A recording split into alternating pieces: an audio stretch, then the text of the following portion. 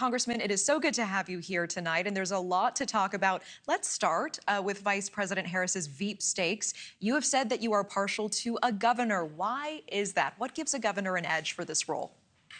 Well, first off, thanks for having me this evening.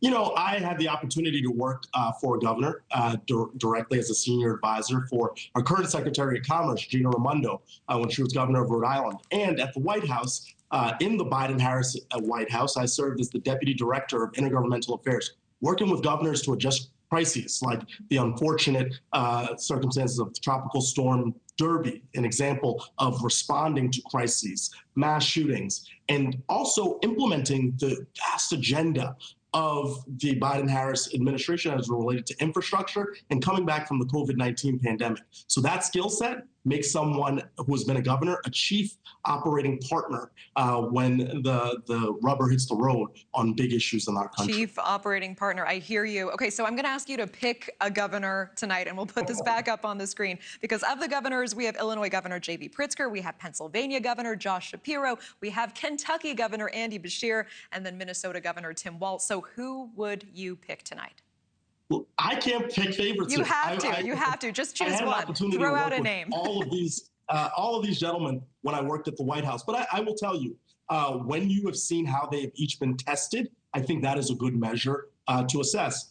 They came back from the COVID-19 crisis. They've invested in their state economies. So I truly don't believe we'll go wrong with any of these picks. I know that's a tough answer to hear, but they are all really solid. They're all solid, or she wouldn't be meeting with them. They wouldn't have made the list. Given Harris is going to Philly for this announcement on Tuesday, for the stop on Tuesday, would you be surprised? Would you be disappointed if it were Shapiro?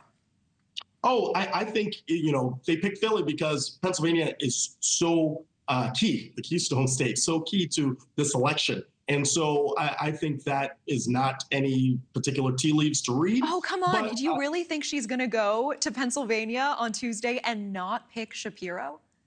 Yeah, well, look, if past is prologue, we have seen no correlation between where the kickoff rally has been and what the nominee has been, whether they've been from that state. So what I would say is it's a great place to kick off this part of the campaign with a full ticket on board. And Governor Shapiro is a great leader, and I think he would be a strong pick as well. Okay, with the time we have, I do want to ask, you've been outspoken about former President Donald Trump, especially when it comes to this recent moment. Let's take a listen together.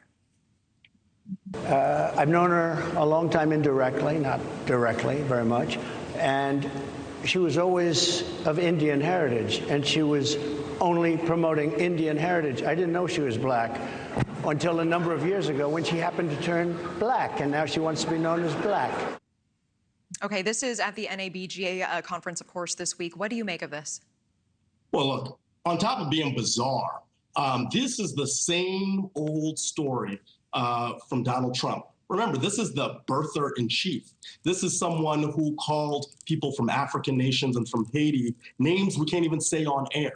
So I just think that we can't get distracted. Look, he's afraid to debate Vice President Harris at terms that have already been negotiated. Moreover, he wants to distract from the agenda that's put forward from Project 2025 to all of his double down on trickle down economics. So don't be confused.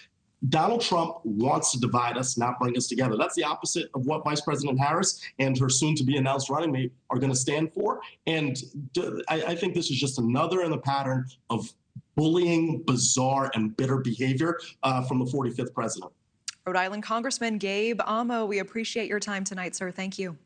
Thanks for watching. Go to joinnn.com to find News Nation on your screen. And don't forget to click the red subscribe button below to get more of News Nation's fact-driven, unbiased coverage.